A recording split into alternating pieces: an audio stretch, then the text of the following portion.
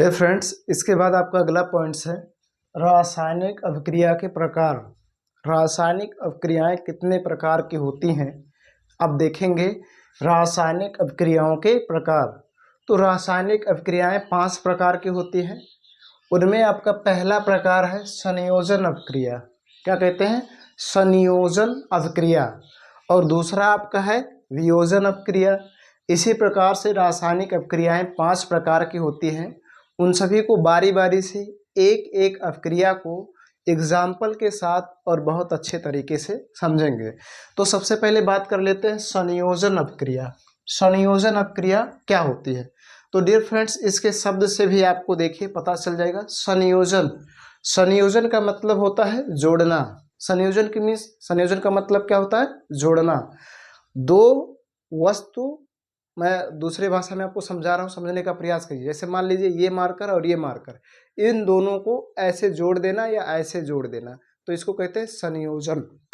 क्या कहते हैं? संयोजन। ठीक है। संयोजन का मतलब होता है जोड़ना। अब जोड़ने के लिए कम से कम 2 चीज होनी चाहिए। अब अकेले मान लीजिए मार्कर है तो इसको क्या जोड़ेंगे? ये पहले से बना हुआ है। तो किसी भी चीज को जोड़ने के लिए कम से कम 2 होना चाहिए और अधिक से अधिक चाहे जितना होना चाहिए। जैसे मैंने 2 मार्कर लिया है, देखेंगे 2 मार्कर है, इन दोनों मार्कर को ऐसे हम जोड़ दे तो इसे कहते हैं संयोज कर दिया गया है। ठीक है। अब ऐसे तमाम मार्कर को लेकर हम क्या कर सकते हैं? जोड़ सकते हैं। तो संयोजन शब्द का मतलब समझ में आ गया होगा कि संयोजन का मतलब क्या होता है? जोड़ना।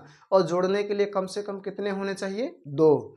कम से कम 2 और ज़्यादा से ज़्यादा कितना भी हो सकता है, कोई दिक्कत नहीं है।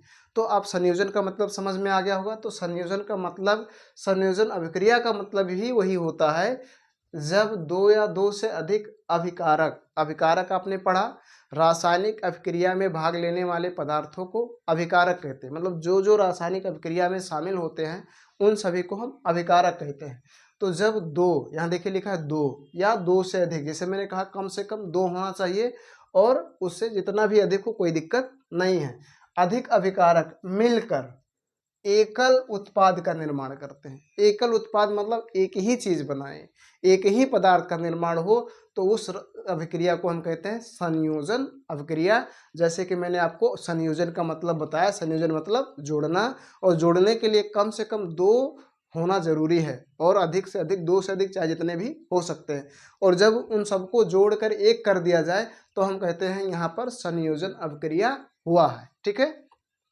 फिर से समझ लीजिए, जब 2 या 2 से अधिक अभिकारक, जब 2 या 2 से अधिक अभिकारक मिलकर एकल उत्पाद का निर्माण करें, उत्पाद मतलब रासायनिक अभिक्रिया के बाद बने पदार्थ का निर्माण करते हैं, तो उसे हम संयोजन अभिक्रिया कहते हैं। इसे योगात्मक अभिक्रिया भी कहा जाता है। ये भी ध्यान रखिएगा, योगात्मक अभिक्रिया भी इसको कहा जाता है। तो यदि आपके एग्जाम में योगात्मक अभिक्रिया पूछ रहा है, इसका मतलब संयोजन अभिक्रिया बताना है। ठीक है। तो योगात्मक अभिक्रिया भी इसे कहा जाता है। जैसे एग्जाम्पल समझिए, N2 है, ये गैस है, नाइट्रोजन गैस है, और H2 है, ये हाइड्रोजन गैस है, और ये H है, ये भी हाइड्रोजन गैस ही है। N2 H2 H, ये तीनों आपस में अभिक्रिया किए तो बनकर तैयार हुआ NH3, मतलब अमोनिया गैस बनकर तैयार हुआ। तो देखिए 1 2 3, 3 अभिकारक थे, रासायनिक अभिक्रिया में भाग लेने वाले 3 पदार्थ थे, और तीनों पदार्थ ने मिलकर एक पदार्थ का निर्माण किया, एकल उत्पाद का निर्माण किया है। तो यहाँ पर कौन सी अभिक्रिया हुई है? संयोजन अभिक्रिया। ठीक है। तो आपके समझ में आ गया संयोजन अभिक्रिया क्या होता है।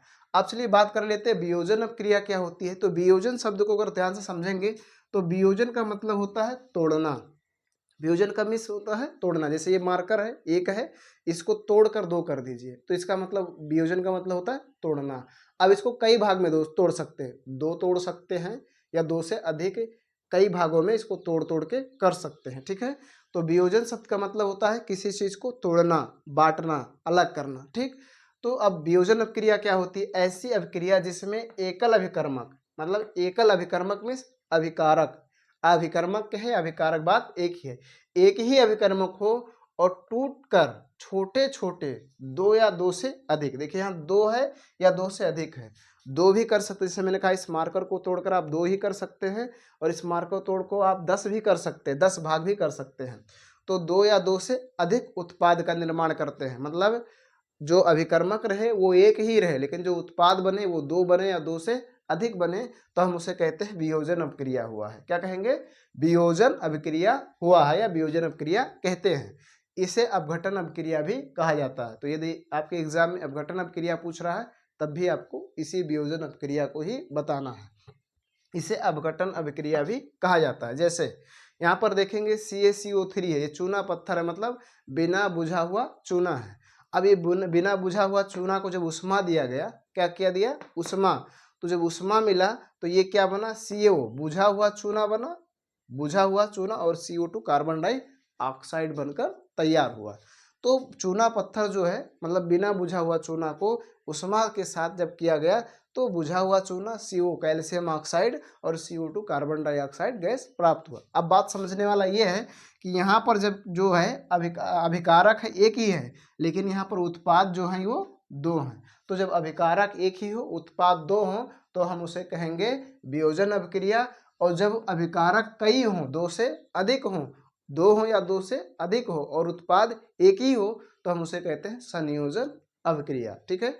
अब डियर फ्रेंड्स, इसके आप स्क्रीनशॉट निकाल सकते हैं और इसे एक अच्छा नोट तैयार करके आप इसकी अच्छी से तैयारी कर सकते हैं। अब इसके बाद आगे जो बात करते हैं, तीसरा अभिक्रिया क्या होता है। डियर फ्रेंड्स, इसके बाद आपके सामने है तीसरा विस्थापन अभिक्रिया।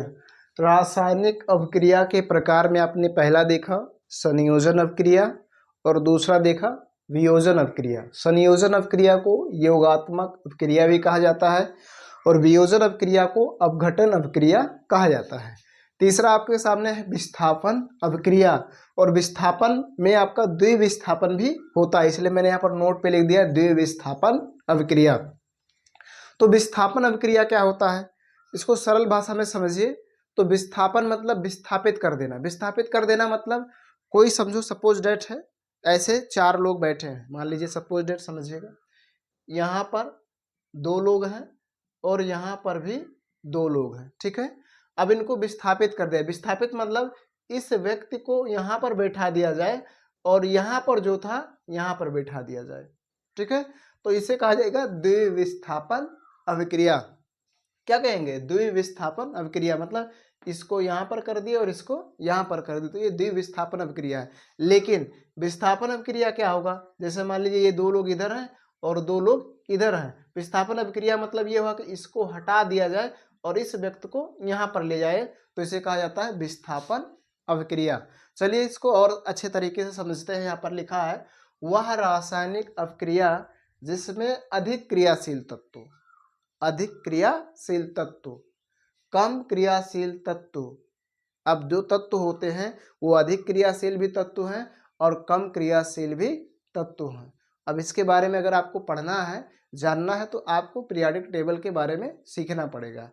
अब ये सब छोड़ते हैं, यहाँ पर आते हैं, देखेंगे क्या कहा गया। वह रासायनिक अभिक्रिया जिसमें अधिक क्रियाशील तत्व कम क्रियाशील तत्व के यौगिक से उस तत्व के परमाणु को विस्थापित कर स्वयं स्थान ग्रहण कर लेता है। जैसे मैंने यहाँ पर बताया कि मान लीजिए चार लोग हैं और यहाँ दो लोग इधर हैं, दो लोग इधर हैं, तो अब क्या किया, इस व्यक्ति ने इनको हटा दिया और अपना यहाँ पर बैठ गया, तो इसे कहते हैं विस्थापन अभिक्रिया। लेकिन जब ऐसा हो कि ये यहाँ पर बैठ जाए और ये यहाँ पर बैठ जाए, तो इसे कहा जाता है द्विविस्थापन अभिक्रिया।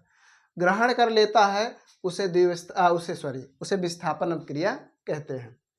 फिर से समझिए, वह रासायनिक अभिक्रिया जिसमें अधिक क्रियाशील तत्व कम क्रियाशील तत्व के यौगिक से उस तत्व के परमाणु को क्या कर देता है, विस्थापित कर देता है। विस्थापित मतलब निकाल देता है और निकालने के बाद उस स्थान पे अपना जाकर बैठ जाता है, तो उसको हम कहते हैं विस्थापन अभिक्रिया। जैसे अच्छा एक बार और ध्यान रखिएगा, इस अभिक्रिया को प्रतिस्थापन अभिक्रिया भी कहा जाता है।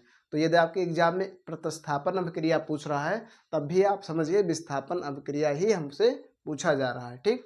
अब इसको एग्जाम्पल के माध्यम से समझिए। जैसे यहाँ लोहा है Fe आयरन, ठीक है, और यहाँ पर कॉपर सल्फेट है CaSO4। S फॉर होता है सॉलिड, कहीं भी S लिखा हो तो इसका मतलब है ये सॉलिड है। S मतलब सॉलिड है, वो ठोस है, और G लिखा है इसका मतलब वो गैस है, और L लिखा है मतलब वो द्रव है, और ये क्यों लिखा है इसका मतलब वो जलीय विलयन है। ये ध्यान रखिएगा। S फॉर मतलब यहाँ पर समझना है ठोस, वो पदार्थ ठोस है, और अगर G लिखा है तो इसका मतलब वो गैस है, और L लिखा है तो इसका मतलब वो द्रव है, और AQ लिखा है तो इसका मतलब वो जलीय विलयन है। क्या है वो? जलीय विलयन। ये बात आपको याद रखना है, ये आपके रासायनिक अभिक्रियाओं में लिखा रहेगा। तो देखिए यहाँ S लिखा है, यहाँ AQ लिखा है, मतलब ये ठोस है और ये जलीय विलयन है, कॉपर सल्फेट का जलीय विलयन है। अब इसको ध्यान से समझिएगा कि इसमें क्या है। अब आगे जब देखेंगे जो आपका उत्पाद बनता है, उस उत्पाद में देखिए यहाँ FeSO4, मतलब जो SO4 यहाँ पर था, यहाँ FeSO4 था, इसमें से Ca कैल्शियम को हटाकर Fe आ गया, मतलब कैल्शियम को विस्थापित कर दिया है, उसका स्थान कौन ले लिया है? आयरन ले लिया है। तो इस तरह से बना FeSO4 का जलीय विलयन, मतलब आयरन सल्फेट बनकर तैयार हो गया है। और आपका जो यहाँ पर Cu रहेगा, यहाँ पर Cu लिखना है, CuSO4, Ca नहीं रहेगा, CuSO4 कॉपर सल्फेट है तो Cu लिखा जाएगा। ठीक, तो यहाँ पर कॉपर को आयरन ने विस्थापित कर दिया, मतलब आयरन ने कॉपर को हटाकर स्वयं स्थान ग्रहण कर लिया है, तो इस प्रकार से बना FeSO4, मतलब आयरन सल्फेट, और Cu जो आपका कॉपर था वो अलग हो गया। तो इसे हम कहते हैं विस्थापन अभिक्रिया। अब द्वि विस्थापन अभिक्रिया जैसे मैंने आपको बताया कि मान लीजिए 4 लोग हैं, तो इस व्यक्ति ने क्या किया, इसको हटाकर इसके स्थान पर बैठ गया और ये यहाँ पर चला है, तो इसे कहते हैं द्विविस्थापन अभिक्रिया। समझते हैं? ऐसी अभिक्रिया जिसमें अभिकारकों के बीच, अभिकारकों मतलब रासायनिक अभिक्रिया में भाग लेने वाले पदार्थ के बीच आयनों का, आयनों मतलब परमाणु के समूह का आदान प्रदान होता है, उसे हम कहते हैं द्विविस्थापन अभिक्रिया। सरल भाषा में आप वही बात समझिएगा कि मान लीजिए 4 लोग बैठे हैं, 2 इधर 2 इधर, तो अदला बदली कर दिया जाए, मतलब इधर वाले को उधर कर दिया जाए, उधर वाले को इधर कर दिया जाए, तो उसे हम कहते हैं द्विविस्थापन अभिक्रिया। जैसे यहाँ पर देखिए Na2SO4, ये सोडियम सल्फेट है, इसका सोडियम सल्फेट का जलीय विलयन है, ये AQ लिखा है। ठीक है, और BaCl2 है, ये बेरियम क्लोराइड है, ये भी जलीय विलयन है। अब इनको देखेंगे, VaSO4 बन गया, BaSO4, ध्यान समझेंगे, Va यहाँ पर देखिए Va, यहाँ Ba है, और Cl2 के स्थान पर यहाँ पर देखिए जो आपका SO4 है, ये SO4 है, ये Cl2 के स्थान पर चला गया। कहाँ चला गया? Cl2 के स्थान पर। और जो आपका Cl2 था वो कहाँ चला आया? SO4 के स्थान पर। तो क्या बन गया? VaSO4, और जो आपका Cl2 था इसके स्थान पर आ गया तो बन गया NaCl। मतलब देखो अदला बदली हुआ, VaSO4 Cl2 के स्थान पर आया और Cl2 चला गया SO4 के स्थान पर। तो ऐसा अगर हो रहा है तो हम उसे कहेंगे द्विविस्थापन अभिक्रिया। ठीक है, द्विविस्थापन अभिक्रिया। तो आपने सीखा विस्थापन अभिक्रिया क्या होता है और फिर द्विविस्थापन अभिक्रिया क्या होता है। ठीक, तो आपको पूर्ण रूप से समझ में आ गया होगा कि विस्थापन अभिक्रिया और द्विविस्थापन अभिक्रिया क्या होता है। डियर फ्रेंड्स, आपके सामने अगला पॉइंट्स है उष्माक्षेपी अभिक्रिया तथा उष्मा शोषी अभिक्रिया। ये रासायनिक अभिक्रिया का चौथा प्रकार है। कौन सा प्रकार है? चौथा प्रकार, उष्माक्षेपी अभिक्रिया तथा उष्मा शोषी अभिक्रिया। अब उष्माक्षेपी अभिक्रिया क्या होता है और उष्मा शोषी अभिक्रिया क्या होता है, तो सबसे पहले इस शब्द को समझते हैं। ये शब्द क्या है? उष्माक्षेपी। उष्मा मतलब समझ ही रहे हैं, उष्मा मतलब उष्मा, और क्षेपी मतलब होता है निकालने वाला, निकालने वाला। क्षेपी मतलब मुक्त करना, निकालना। तो जिस अभिक्रिया में उष्मा मुक्त होती है, जिस अभिक्रिया में उष्मा निकलता है, उसको हम कहते हैं उष्मा क्षेपी अभिक्रिया। अब बात कर लेते हैं उष्मा शोषी अभिक्रिया क्या है। तो उष्मा शोषी का मतलब होता है शोषित करना, शोषित का मतलब शोषित करना, मतलब अवशेषण करना। अवशेषण मतलब अपने आप में समाहित करना, खींचना। ठीक है, तो उसे हम कहते हैं उष्मा शोषी अभिक्रिया। तो जिसमें उष्मा निकले वो उष्मा क्षेपी, और जिसमें उष्मा अवशोषित हो, उष्मा का अवशोषण हो, उसे उष्मा शोषी अभिक्रिया कहते हैं। चलिए यहाँ पर नीचे लिखा हुआ वह रासायनिक अभिक्रियाएं, वह रासायनिक अभिक्रियाएं जिनमें उष्मा मुक्त हो, जिनमें उष्मा मुक्त हो। उष्मा मुक्त होना मतलब उष्मा निकले, उसे उष्माक्षेपी अभिक्रिया कहते हैं। जैसे एग्जाम्पल से समझिए, ये ग्रेफाइट है कार्बन, और ये CO2 है ऑक्सीजन। ठीक है, अब इन दोनों की जब रासायनिक अभिक्रिया होती है तो बनता है CO2, सॉरी यहाँ पर वो रहेगा CO2, कार्बन डाइऑक्साइड। इन दोनों की अभिक्रिया के दौरान उष्मा निकलेगा 94.1 किलो कैलोरी। इतना कैलोरी उष्मा क्या होगा, मुक्त होगा, निकलेगा। ठीक है, इसी प्रकार से वह रासायनिक अभिक्रियाएं जिनमें उष्मा का अवशोषण होता है, अवशोषण होना मतलब अवशोषित करता है, खींचता है, अपने में समाहित करता है, उसे हम कहते हैं उष्मा शोषी अभिक्रिया। जैसे ये देखिए N2 है और ये O2 है, ये नाइट्रोजन और ऑक्सीजन गैस है। जब ये दोनों आपस में अभिक्रिया करेंगे तो यहाँ पर देखिए क्या बनेगा, NO। और NO जब बनेगा तो NO जब बनेगा तो क्या होगा, यहाँ पर उष्मा निकलेगी। बात समझना, उष्मा निकलेगी, कितना निकलेगी, 45.0 किलो कैलोरी, 0 किलो कैलोरी यहाँ पर उष्मा निकलेगी नहीं, अवशोषित होगी। इतना उष्मा अवशोषित किया जाएगा, अवशोषण किया जाएगा, यानी खींचा जाएगा।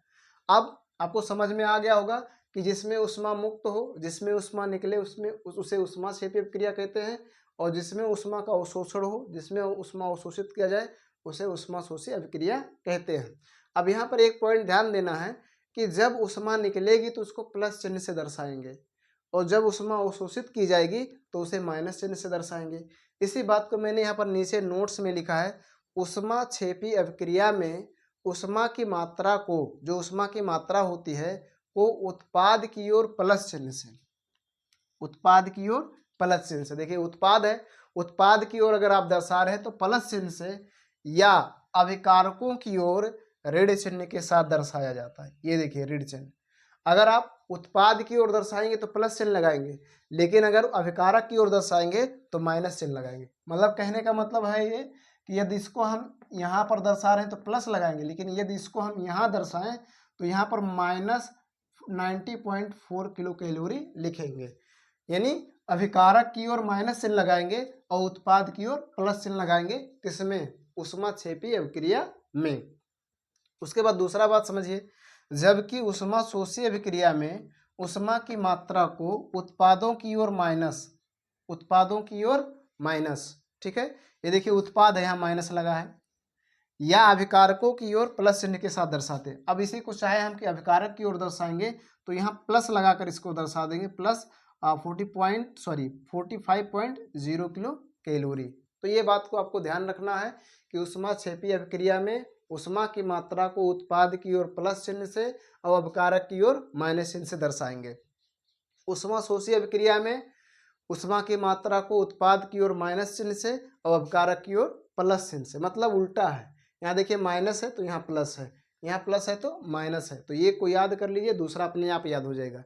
मतलब उष्मा क्षेपी में प्लस होगा तो उष्मा शोषी में माइनस होगा, उष्मा क्षेपी में माइनस होगा तो उष्मा शोषी में प्लस होगा। ठीक है, तो आपको समझ में आ गया होगा कि उष्मा क्षेपी अभिक्रिया और उष्मा शोषी अभिक्रिया क्या होती है।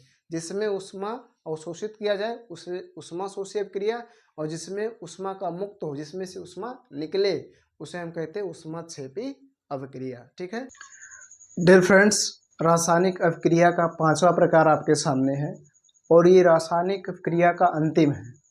जैसे मैंने आपको शुरू में बताया कि रासायनिक अभिक्रियाएं 5 प्रकार की होती हैं।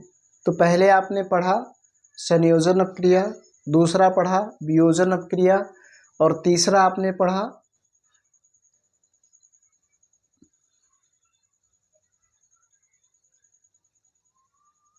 डियर फ्रेंड्स, आपके सामने रासायनिक अभिक्रिया का पांचवा प्रकार है और ये रासायनिक अभिक्रिया का अंतिम प्रकार है जो आपके सामने है।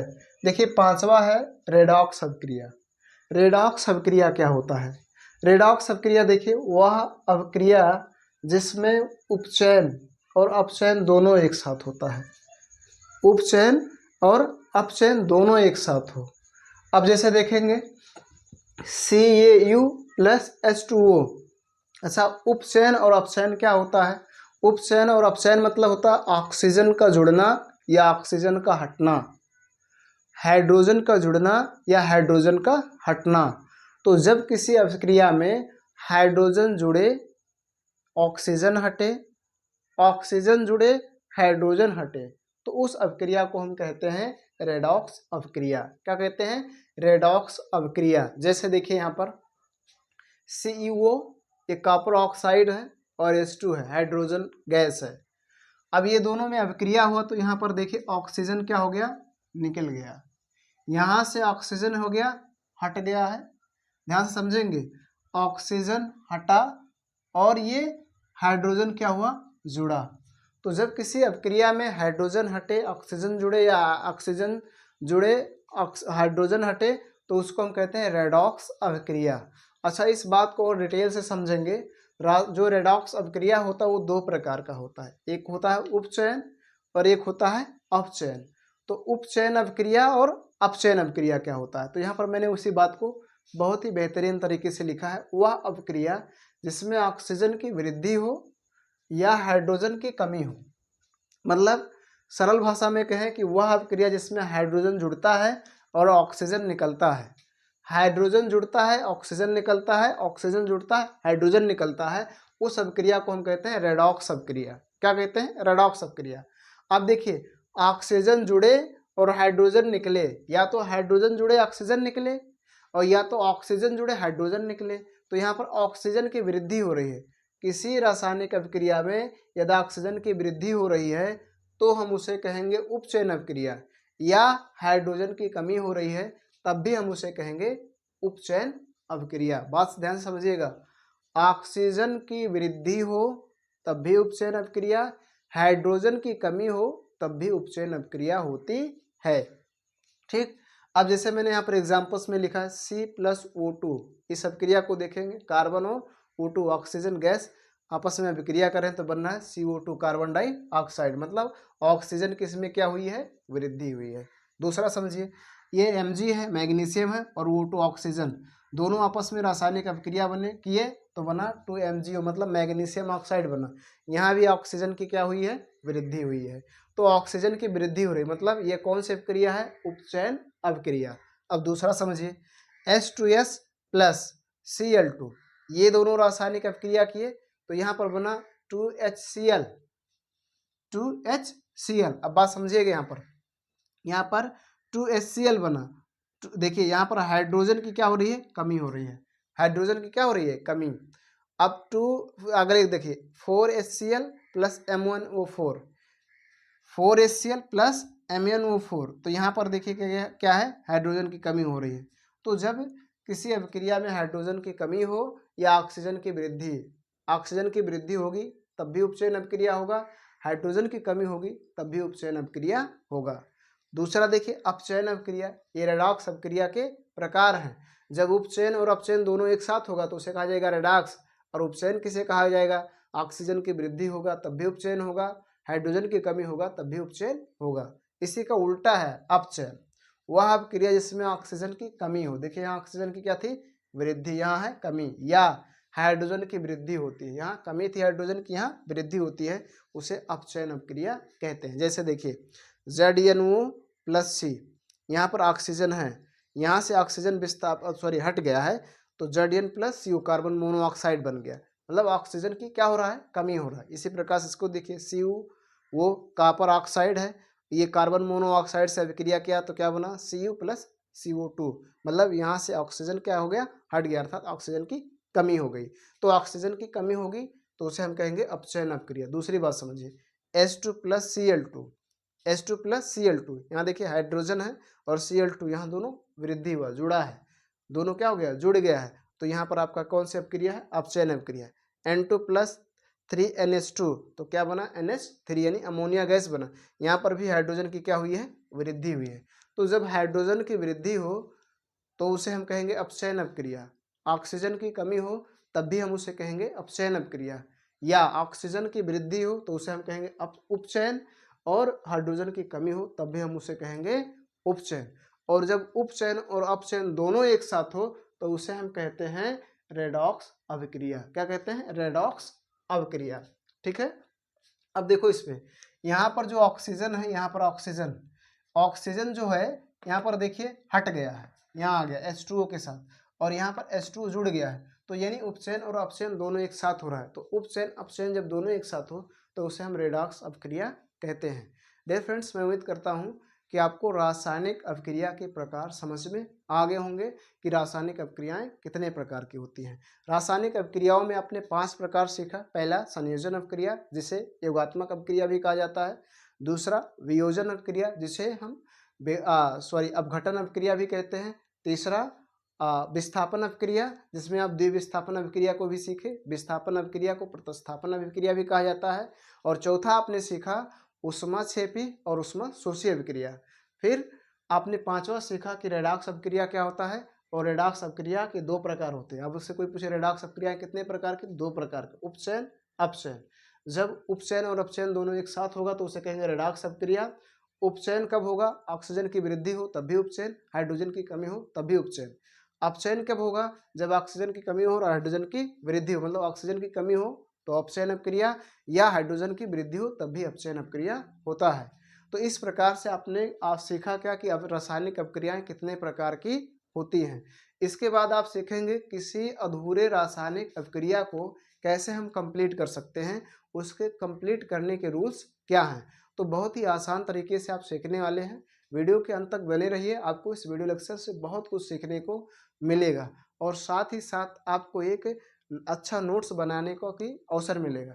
यदि आप पीडीएफ नोट्स को चाहते हैं तो आप पीडीएफ नोट्स डिस्क्रिप्शन बॉक्स के लिंक में दिया गया है, वहां से जाकर आप पीडीएफ नोट्स को डाउनलोड कर सकते हैं और उस पीडीएफ नोट से एक अच्छा नोट तैयार करके ईपी बोर्ड एग्जाम की एक अच्छे से तैयारी कर सकते हैं। डियर फ्रेंड्स, आपका लाइव क्लास भी होगा और टेस्ट भी होगा। बस आपको धैर्य रखना है और इस चैनल से जुड़ना है। अब जुड़ने के लिए चैनल को सब्सक्राइब करना है और बेल आइकन प्रेस करना है। बेल आइकन प्रेस करने से ये होगा, नोटिफिकेशन ऑन हो जाएगा। जो भी वीडियो अपलोड होगा वो आपको तुरंत नोटिफाई हो जाएगा, आपको पता चल जाएगा कि ये वीडियो आया है। उस वीडियो को देखकर आप आसानी से सभी सब्जेक्टों की तैयारी कर सकते हैं।